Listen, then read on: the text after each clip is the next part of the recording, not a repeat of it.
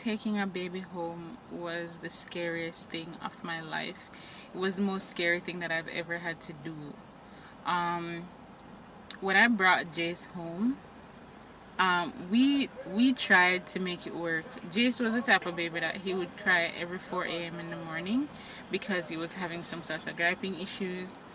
And then I felt inadequate because I couldn't soothe him with my breasts. I tried to soothe him with breasts. I tried rocking him. I tried getting up and walking with him. He would not stop crying. And at the time, I did not even realize that this was something that babies do, because I didn't know that this is how we were going to, you know. When you hear say you're going to have sleepless nights, you thought that it was going to be like, you know, those nights when you sit up and actually watch a movie or something until 4 a.m. in the morning.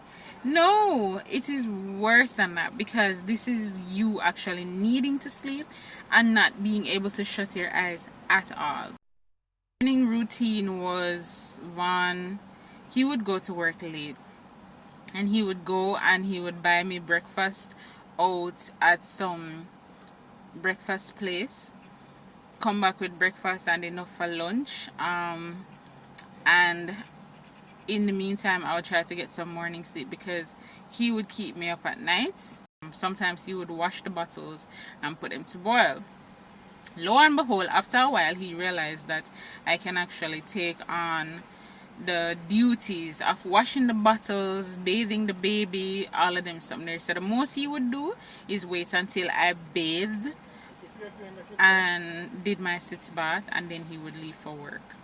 So I would have to get up, make some porridge for myself, because I was told that I need to drink porridge to produce more breast milk. I would make porridge for myself. I would wash the bottles and set them to boil. Then I would bathe the baby, you know, and make sure say he's fed, all of that.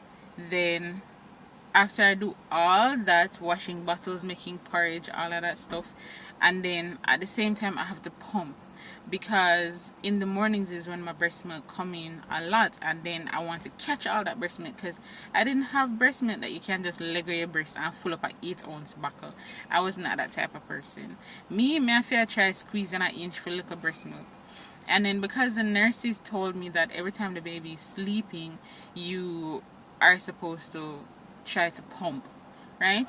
Let me give you a little advice. Don't pressure yourself, okay? Don't let anybody pressure you, not even the damn nurses. Because right now, I wish I had known better than to actually follow everything that they say to the T.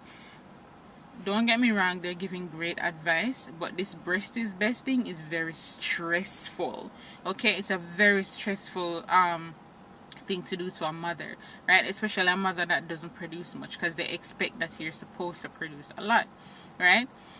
No, before I gave birth, I heard my friends say that other persons that had baby before say, yeah man, you know, them pump and, you know, the baby sleep every 2 hours. Jace did not sleep every 2 hours. He would wake up every 5 minutes, suck for 2 minutes and drop asleep. And I care I'm flick him foot bottom, tickle his cheeks, hold him up in the air. Jace would not wake up.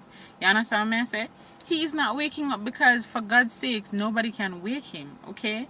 He might take him sleep and him don't care.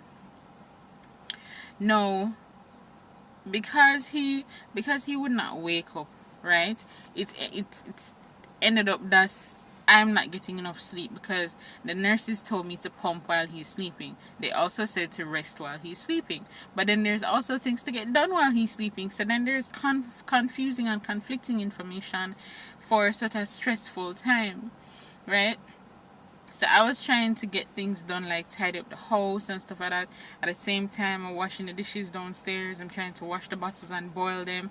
At the same time, I'm trying to bathe the baby, make sure him clean, his diaper is changed, make sure some pump so that when he wake up, he will have little breast milk for drink, and also make sure I feed him long enough. Like, we don't have to do their time myself to say, okay, is it 30 minutes yet and stuff like that, right?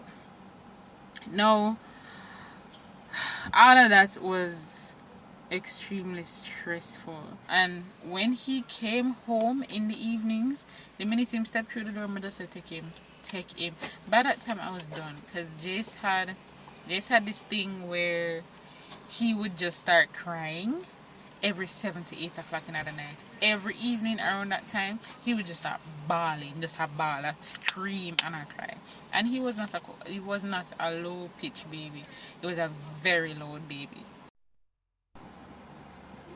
One day, I was at home. I picked up the baby, and just as I picked him up, he just sprayed me with. He just sprayed me with. And I immediately videoed myself, and I was like, oh my god, oh my god, right? Here's the video. So there he is, spraying me with this. And then after he's done spraying me, he was just there sucking his arm, his hand, like nothing just happened, right? When I sent the video to my sister, she said, you don't look well, you don't look like you're doing well at all, you look like you need help. Trust me, I was exhausted. I didn't want the baby. I didn't want to have to do sitz baths. I didn't want my vagina to look deformed.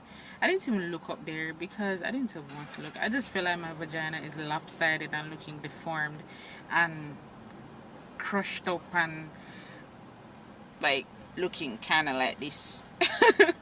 This is how I feel like my vagina looked, and I didn't want to see it. The doctor said you should look to see if it's healing properly. I did not want to look. I'm sorry. I'm so sorry. After that, the nurses, because I signed up for the nurses to come to my home and do their visits to check on me, and they came to my home. I was just running up and down. I was just running around. I was like, all right, I haven't bathed yet, but you guys can come in. The baby's upstairs. I can take it upstairs. I was just washing his bottles, and I haven't finished eating breakfast. So I was weak. I wasn't taking any supplements. I was very weak. I felt like I was going to faint. I felt exhausted. I felt tired. I was lacking sleep. And this was like 2 weeks after I had the baby. I was lacking sleep, and I was just trying to make sure the baby is okay. I never thought that I needed to take care of myself. I just wanted the baby to be okay.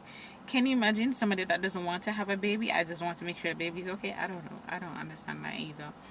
But I just wanted him to be okay. And they were like, okay, go and bathe and we'll watch the baby for you. So then finally I get to go bathe. The head nurse, she said that my pressure was really high because I was so stressed out. So she said, okay, lay down, close your eyes for 5 minutes, relax, and then I'll retake your temperature. When she retook my temperature, it went down significantly, and the nurses gave me a warning. She was like, if you continue like this, you're going to end up in a madhouse. There are persons that are going on down the same path you're going, and they got a stroke.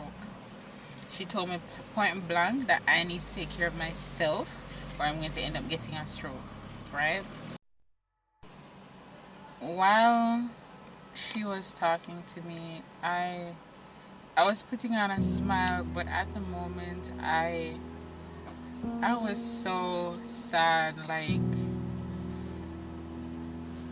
I felt horrible because I was tired, I was stressed out, and the fact that she noticed, that somebody noticed that I wasn't making it, it made me so sad, and I started to feel inadequate as a mother, that I made the nurses actually notice that I'm really not doing well.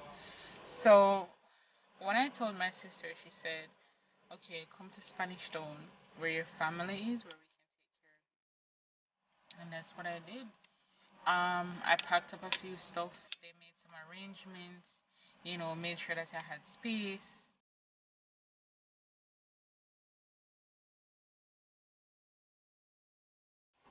Um, However, I was grateful to my whole family because Daddy made sure that I had breakfast, lunch, and dinner. Sometimes breakfast are overlap dinner. Sometimes breakfast are overlap lunch, lunch are overlap dinner. And I had just so much food to eat, and he would be like, "You don't eat the food. Make sure you eat it. You need the porridge and the soup, and have to build up back your body." You know how parents are. When I went there, the good thing is that I could watch my older sister and how she took care of her baby, because she had a 10-month old.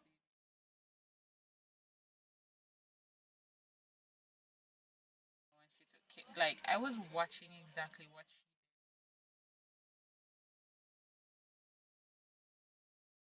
did. I get up and did my because I was just all over the place.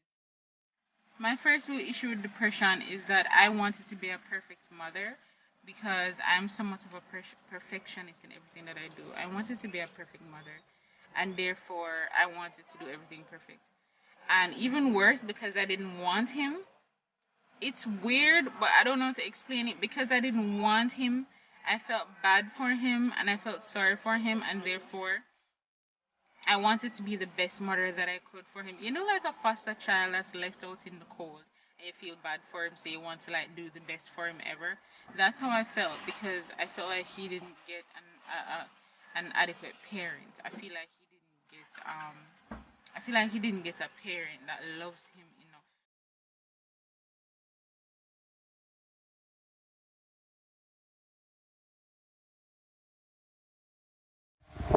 enough.